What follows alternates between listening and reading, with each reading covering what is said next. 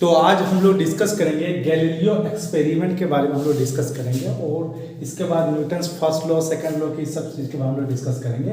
तो Galileo experiment क्या चीज़ होता है उसके बारे में हम लोग बात करेंगे। तो गैलीलियो ने एक्सपेरिमेंट किया था और एक्सपेरिमेंट के थ्रू से उसने ये दिखाया था कि सपोज एक इंक्लाइन हमने बॉडी लिया हुआ, एक इंक्लाइन हमने बॉडी लिया हुआ और इस बॉडी की इनिशियल वेलोसिटी हमने यहाँ पर v को इनिशियल वेलोसिटी बोला हुआ और v डैश को फाइनल वेलोसिटी हमने बोला हुआ। ओके, तो हमने जब ये इनिशियल वेलोसिटी ऑब्जेक्ट है बॉडी है उसको हमने इनिशियल वेलोसिटी u मैंने किया और उसको इंक्लाइन रखा, तो ये डेफिनेटली इसकी वेलोसिटी क्या होगी, धीरे धीरे इंक्रीज हो जाएगी।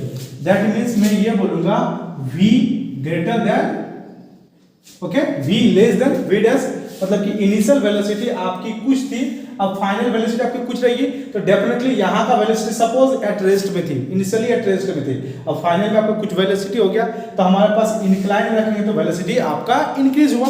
ओके, अब जब यही वाले ब्लॉक को हमने ऐसे इंक्लाइन के फॉर्मेट में रखा और ये जब ब्लॉक ऊपर की ओर जा रही है, ये ब्लॉक जब ऊपर की ओर जा रही है तब हमारे पास इसकी वेलोसिटी इनिशियल में कुछ थी और ये जैसे जैसे ऊपर जाएगा तो आपके इंक्लाइन हो गया, उसकी वजह से आपका ये वेलोसिटी क्या हो जाएगी, डिक्रीज हो जाएगी। That means v greater than v dash.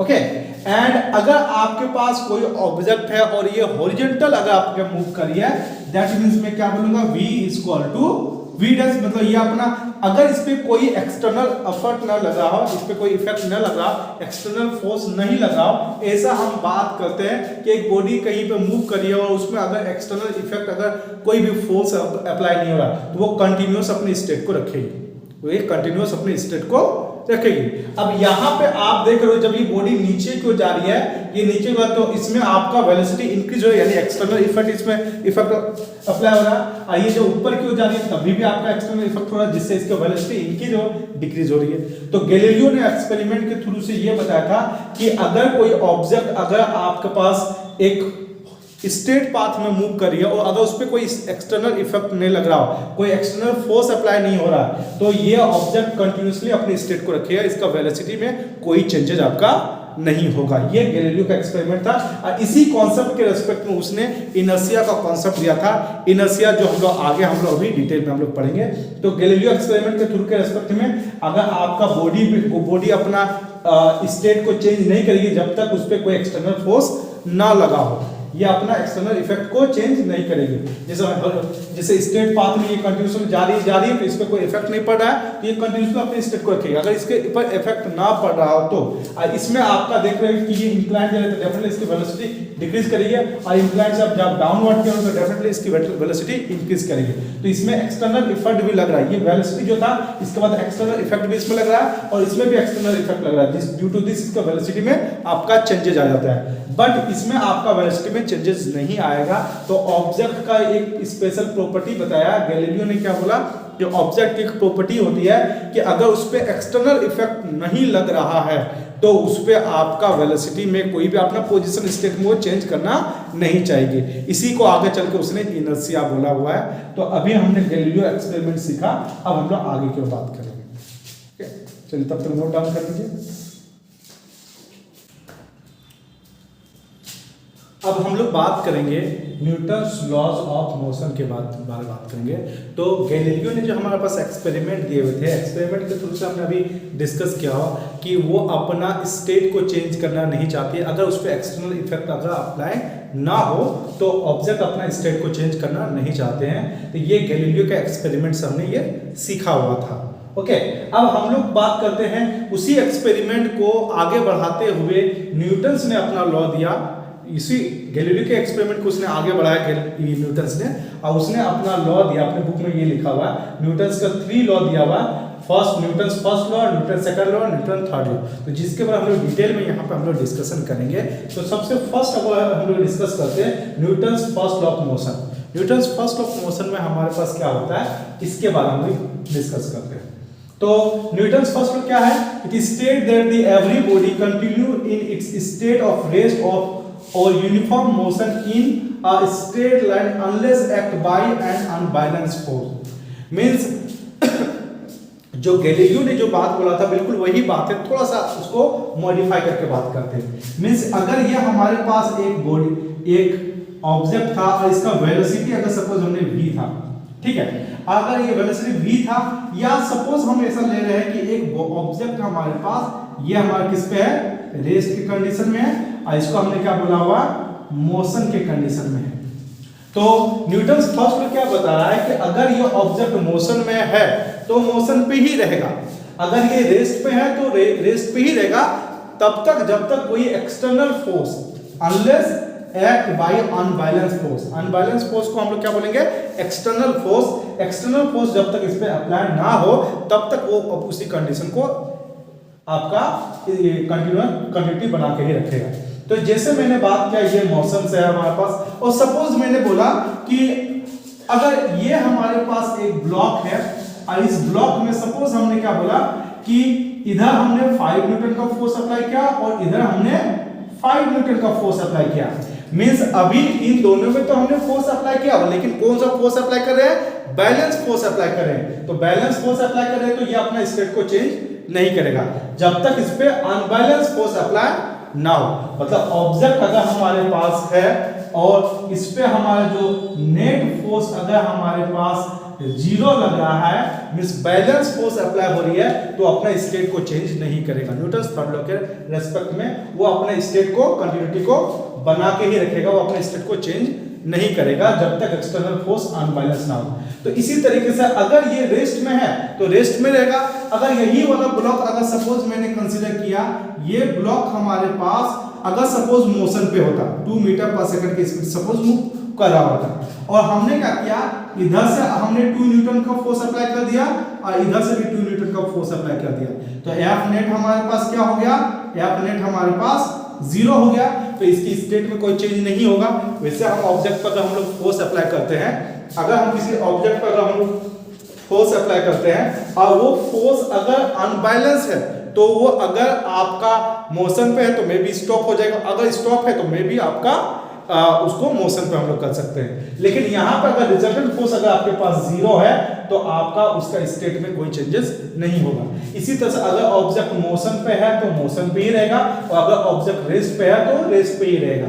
तो ये हमारे पास न्यूटन का फर्स्ट लॉ में ये बता रहा है कि अगर हमारे पास ऑब्जेक्ट अपने स्टेट को रेस्ट में है तो रेस्ट में रहेगा, मोशन में तो मोशन में रहेगा, अगर उस पे कोई एक्सटर्नल फोर्स अप्लाई करेंगे तभी वो अपने स्टेट को चेंज करेगा, अदरवाइज वो चेंज नहीं करेगा। ये न्यूटन फर्स्ट लॉ में ये बताया। इसी बात को गैलीलियो ने बोला था कि वो अपना स्टेट को, कंटिन्यूटी को बना के रखेगा, कि अगर वो कोई एक्सटर्नल एफर्ट ना लगेगा तो वो आपका कंटिन्यूटी आपका बनता ही रहेगा।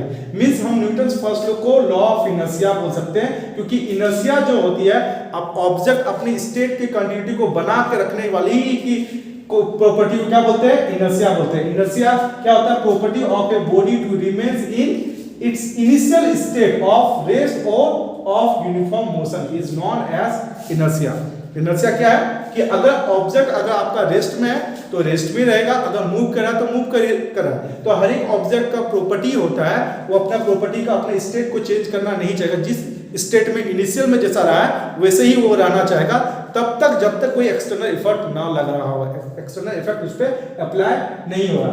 तो न्यूटन फर्स्ट लॉ भी यही बात कर रहा था, और ये जो गैलीलियो ने ऑलरेडी पहले ये इस तरह का बात को बताया था, तो इसको लॉ ऑफ इनर्शिया भी बोल सकते हो। न्यूटन फर्स्ट लॉ को लॉ ऑफ इनर्शिया भी बोल सकते हो। तो इनर्शिया क्या ये आया, क्लियर हो गया होगा। इनर्शिया क्या है कि ऑब्जेक्ट का प्रॉपर्टी है, वो अपने स्टेट को चेंज करना नहीं चाहेगा, मतलब वो रेस्ट में तो रेस्ट में रहेगा, अगर यूनिफॉर्म मोशन में तो यूनिफॉर्म मोशन में रहेगा, वो अपने स्टेट को चेंज करना नहीं चाहेगा। यही प्रॉपर्टी को क्या बोलते हैं, ऑब्जेक्ट की प्रॉपर्टी को बोलते हैं इनर्शिया बोलते हैं। और न्यूटन से भी बिल्कुल इसी तरह से बात बोला था। तो हम लोग क्या बोलेंगे कि Newton first law is also called law of inertia, ठीक है। आप इनर्शिया भी उसको बोल सकते हैं, आप न्यूटन फर्स्ट लॉ को आप लॉ ऑफ इनर्शिया बोल सकते हैं। अच्छा, दूसरे लैंग्वेज हम क्या बोल सकते हैं कि आपका जो न्यूटन फर्स्ट लॉ है F net is equal to 0, मतलब इस पे क्या आपका अगर इस पे अगर ऑब्जेक्ट पे बैलेंस फोर्स अगर आप अप्लाई करोगे, अगर ऑब्जेक्ट पे आप बैलेंस फोर्स अप्लाई करोगे तो उस पे आपका स्टेट में चेंज नहीं होगा। मींस न्यूटन फर्स्ट लॉ में हम किसका बात करेंगे, बैलेंस फोर्स का बात करते हैं। अगर ऑब्जेक्ट बैलेंस फोर्स में रहे तो ऑब्जेक्ट क्या रहेगा, इक्विलिब्रियम कंडीशन में रहेगा, वो अपने स्टेट को चेंज नहीं करेगा। अगर हम जैसे यहाँ पे 5 न्यूटन अप्लाई किए तो अभी भी इसका क्या हो गया, आपका एफ नेट क्या हो गया, 0 हो गया। यहाँ पर भी अगर ऑब्जेक्ट मोशन में था 2 न्यूटन अप्लाई किए तो नेट फोर्स इसमें क्या लगा, 0 लगा। ओके, तो फाइनली हम लोग बोलेंगे अगर net force 0 means balance force आ गया, अब बैलेंस फोर्स में रहेगा तो वो अपना इक्विलिब्रियम स्टेट में रहेगा।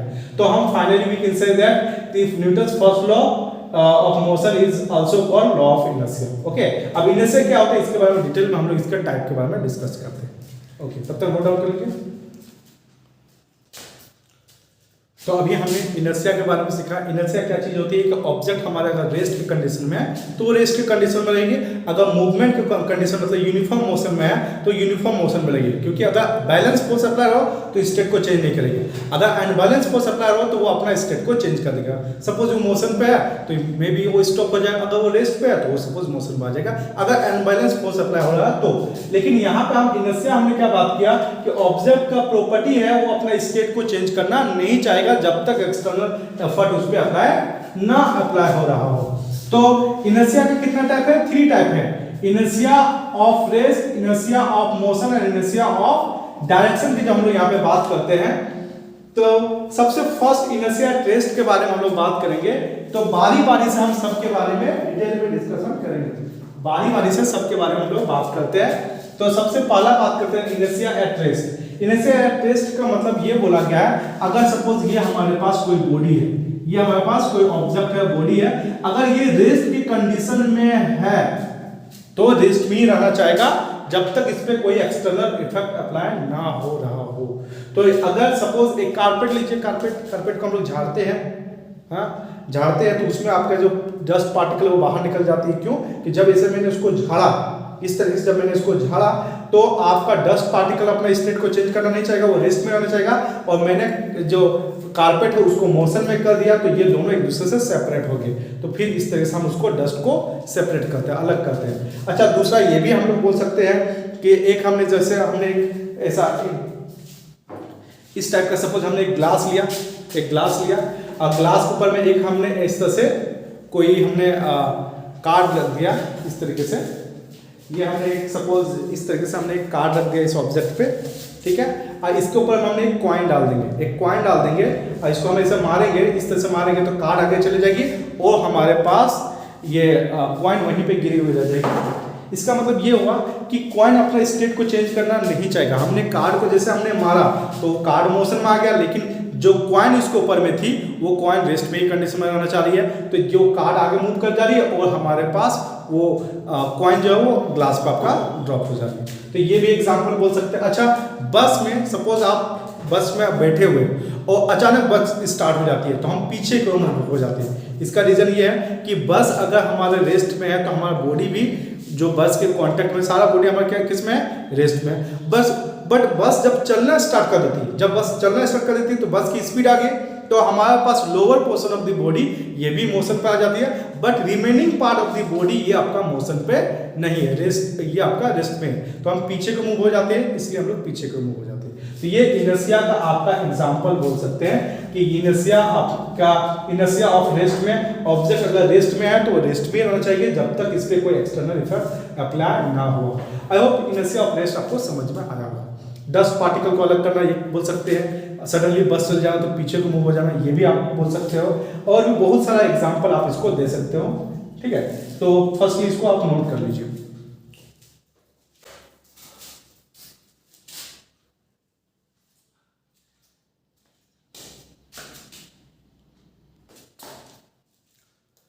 अब हम लोग बात करते हैं इनर्शिया ऑफ मोशन का और इनर्शिया ऑफ डायरेक्शन का हम लोग बात करेंगे।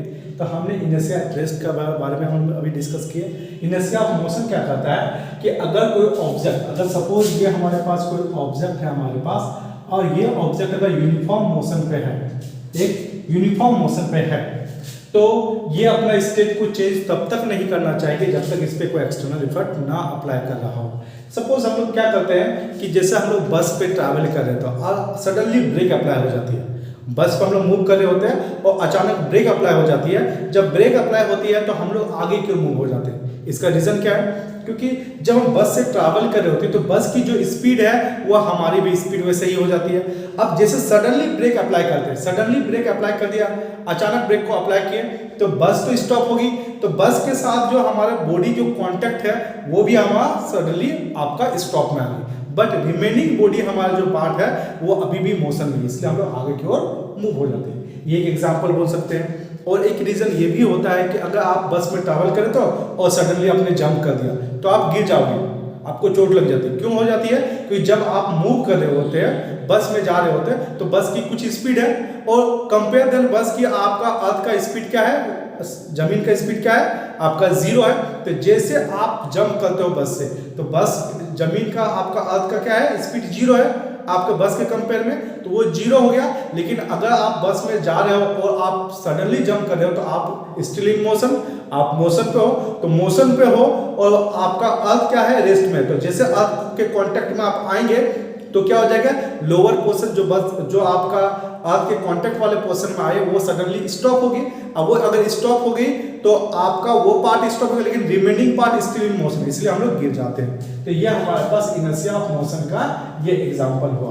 ओके, और हमारे पास लास्ट है इनर्शिया ऑफ डायरेक्शन। इसमें क्या है आपके पास, ऑब्जेक्ट अपना डायरेक्शन को तब तक चेंज नहीं करेगी जब तक एक्सटर्नल इफेक्ट आपका नहीं उस पर अप्लाई हो रहा। जैसे सिंपल सा एक एग्जांपल क्या बोल सकते हो, क्रिकेट खेल रहे हो, क्रिकेट खेल रहे हो तो बॉल किसी ने बॉलिंग किया, अब उसको बैट से अगर आपने उसको बाउंड्री मार रहे हो तो उसका डायरेक्शन आपने चेंज किया, और अगर आपका बैट के बॉल का अगर कांटेक्ट ही नहीं है तो बॉल आपका स्ट्रेट पाथ में चली जाएगी। इसका मतलब ये है कि आप एक्सटर्नल एफर्ट दोगे तब जाकर उसका डायरेक्शन को चेंज कर सकते हो। आपका इनर्शिया ऑफ डायरेक्शन क्या करता है कि वो अपने डायरेक्शन को चेंज नहीं करना चाहता, अपना स्टेट को चेंज करना नहीं चाहता। ये तो इनर्शिया आपका ऑब्जेक्ट का प्रॉपर्टी होता है। तो जब आपका ये बैट के कांटेक्ट में अगर बॉल आया ही नहीं तो उस पर एक्सटर्नल इफेक्ट लगेगा नहीं, तो अपना स्टेट को जिस पर्टिकुलर डायरेक्शन में जाता है उसी डायरेक्शन में जाएगा। ओके, दूसरा एग्जांपल ये भी बोल सकते हो, आप जब कर्व रोड में जाते हो, बाई बस जाते हो, तो आप जब ऐसे टर्न करते हो, इस तरह से जब आप टर्न करोगे तो आप भी थोड़ा सा उस तरफ शिफ्ट हो जाते हो, थोड़ा आप ऐसे मूव हो जाते हो। ऐसा क्यों? क्योंकि ये आपने इसका बस का डायरेक्शन चेंज हुआ तो सडनली आप अपना स्टेट को चेंज करना नहीं चाहते हो, इसलिए आपका स्टेट वो बना रहता है, इसलिए आप थोड़ा सा बेंड हो जाते हो। तो इनर्शिया के बारे में हमने इनर्शिया ट्रेस सीखा, इनर्शिया ऑफ मोशन सीखा, इनर्शिया ऑफ डायरेक्शन सीखा, इन सब के बारे में हमने डिटेल में डिस्कस किए। तो इसको आप नोट कर लीजिए। ओके।